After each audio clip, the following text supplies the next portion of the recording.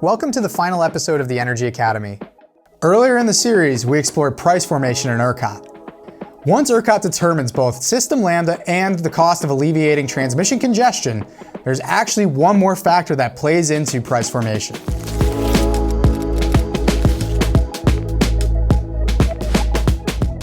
These are called price adders. There are two main forms of price adders. The first is based on ERCOT's reserves. When we talk about system reserves, we just mean all of the available power supply that isn't currently being used. So, if a generator comes offline unexpectedly, or there's a sudden rise in system demand, ERCOT can use some of its reserves. Generally, the market tends to determine that prices are higher when system reserves are lower, but this isn't always the case.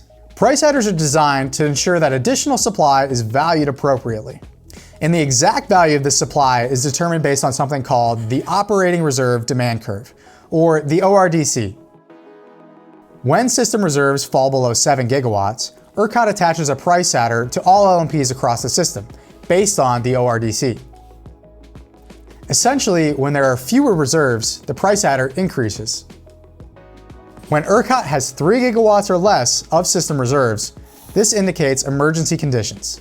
At this stage, all prices on the system are set to the system-wide offer cap of $5,000 per megawatt hour.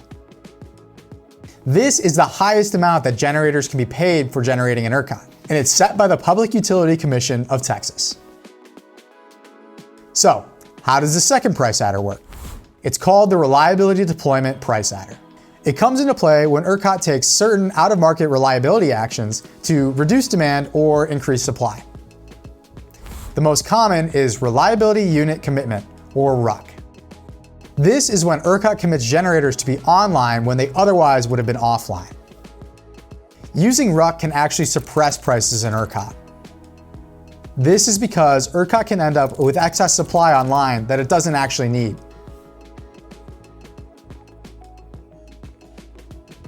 To calculate this price adder, ERCOT begins by finding what the system lambda would have been if these reliability actions were never taken.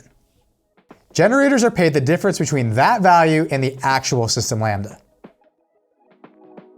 It's worth noting that the majority of the time, these price adders both have a value of $0 per megawatt hour. This means that they do not affect prices across the system. And when either of these price adders are above zero, they are applied to every LMP in ERCOT. And that's it.